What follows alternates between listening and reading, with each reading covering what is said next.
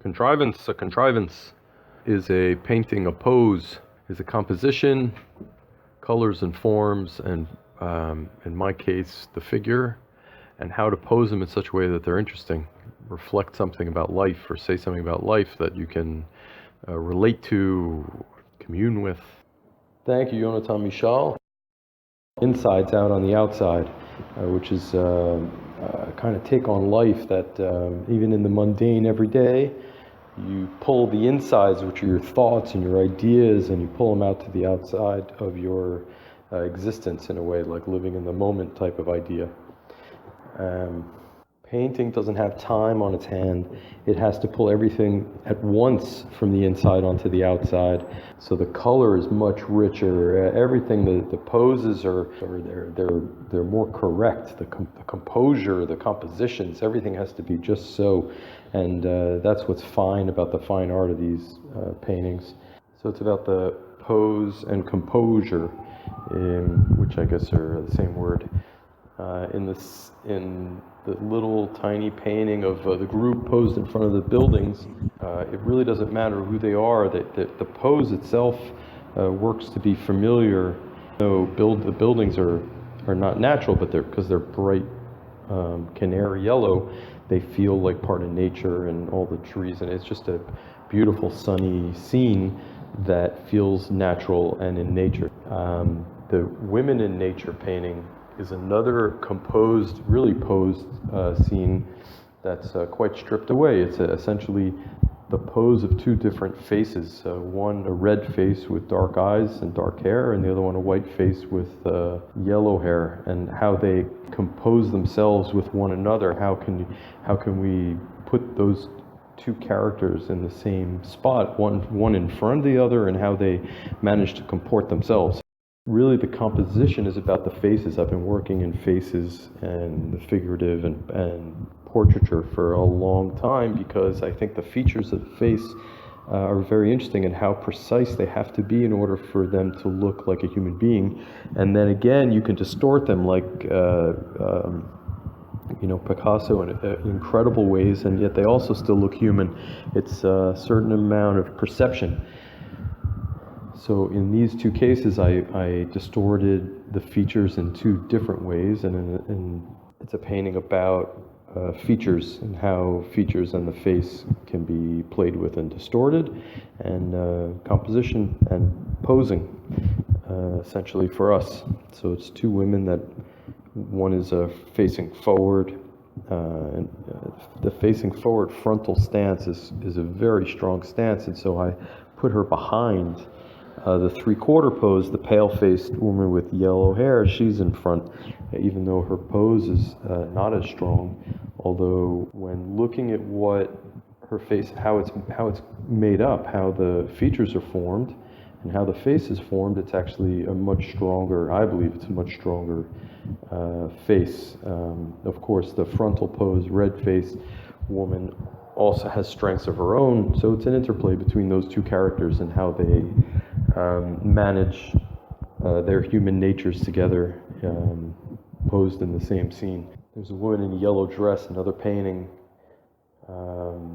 whose pose is much more important than her facial features. So I essentially took features of the human form and composed them into some kind of a pose. And the dress itself is a silhouette of the figure, but essentially that whole part of her body is a single feature in a way. The dress becomes a single feature. It's just how we view, I guess, female form. So there's limbs and a head and hair, and then there's a female form behind a dress. But anyway, that's a small number of features that I juggle and put together, because ultimately this figure has to conform to the rectangle. And the rectangle is the game that I'm playing. I'm playing colors in a rectangle.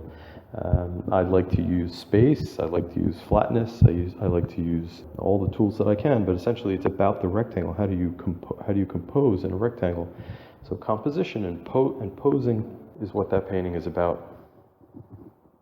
If I had to talk more about the everyday scenes of it, the insides being on the outside, Essentially, this woman in a dress is posed as impossible, as are the women in nature. There's an impossibility involved in their construction, and that impossibility is maybe what's on the inside. It's certainly what's on my inside as a painter. I want to make things that are somewhat impossible look possible, because that's the power that I have. That's my poetic license. So if I didn't have that, I would just be a copier.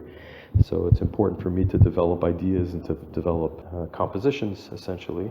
So that's my inside showing on the outside, and these are not real people, the figures that I'm making, but I have to assume that they have a reality of their own while I'm painting them. Otherwise, I'm